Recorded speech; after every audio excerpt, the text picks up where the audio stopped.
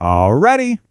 Have you ever seen someone smile while secretly planning to destroy the very life they're living? Because today's story isn't just about betrayal, it's about something far more unsettling. It's about a woman who didn't just fall out of love, she tried to erase her husband from existence. And the most disturbing part, she thought she would get away with it. This is the real story of Dalia Dippolito, and once you hear how it unfolds, you'll realize some people don't leave relationships, they try to eliminate them. At first glance, everything about Dalia's life looked normal. She was newly married, living in Florida, smiling in photos, building what looked like a fresh start.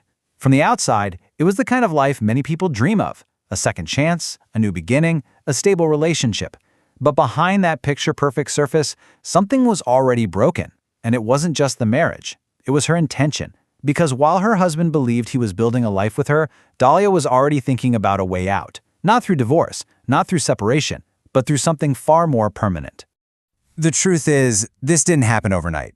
It never does. There were signs, choices, moments where things could have gone differently. But instead of stepping away, she went deeper. Dalia had another man in her life, a relationship that wasn't supposed to exist, a connection she wasn't willing to give up. And over time, that connection started to feel more real to her than her own marriage. That's where the shift happens, when someone starts seeing their real life as an obstacle instead of a responsibility. At some point, a thought entered her mind, and instead of pushing it away, she held on to it. What if he wasn't there anymore? Not emotionally, not physically, gone. That thought didn't scare her. It didn't shock her. It stayed. And slowly, it turned into a plan. She began looking for someone who could make it happen. Not directly, not obviously, but carefully, quietly, like someone who believed they were smarter than the consequences. But here's where the story takes a turn, the kind that changes everything. Because the person she trusted to carry out that plan wasn't who she thought he was. Unbeknownst to her, law enforcement had already stepped in. The moment she started talking, the moment she made her intentions clear, the entire situation flipped. What she thought was a secret arrangement became evidence. What she thought was control became a trap. And then came the moment that made this case unforgettable. The police staged the crime. They made it look like her husband had been killed. They brought her in, sat her down, and told her, "He's gone." What happened next shocked everyone watching. She didn't scream.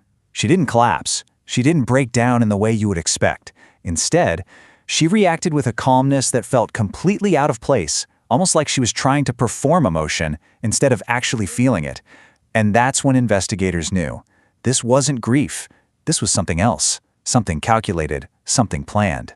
Moments later, they told her the truth. Her husband was alive, and everything had been recorded.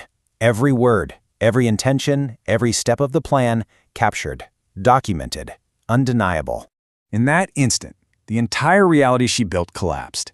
There was no way to explain it, no way to twist the story, no way to escape what she had already set in motion. Because unlike most crimes, this one didn't fail at the end. It failed the moment she believed she could get away with it. This case went on to become one of the most talked about examples of a failed murder-for-hire plot in the United States. Not just because of what she tried to do, but because of how it was exposed. The recordings, the reactions, the evidence, everything laid out in a way that left no room for doubt. But beyond the headlines, there's something deeper here, something more uncomfortable. Because this story forces us to ask a question most people don't want to think about. How far can someone go when they stop seeing a person as human and start seeing them as a problem? Dalia didn't act in a moment of rage. She didn't lose control. She made a decision, a quiet, calculated, step-by-step decision. And that's what makes this story so disturbing. Because the most dangerous people aren't always the loud ones. They're not always obvious. Sometimes they're the ones smiling next to you, planning something you would never imagine. In the end, this wasn't just a story about crime. It was a story about intention, about deception, about how far someone is willing to go when they believe they won't face the consequences. And maybe the most chilling part of all is this. If that one person hadn't gone to the police, if that one moment had gone differently, this wouldn't be a failed attempt. It would be a tragedy. So the next time something feels off, not dramatic, not obvious, just slightly wrong.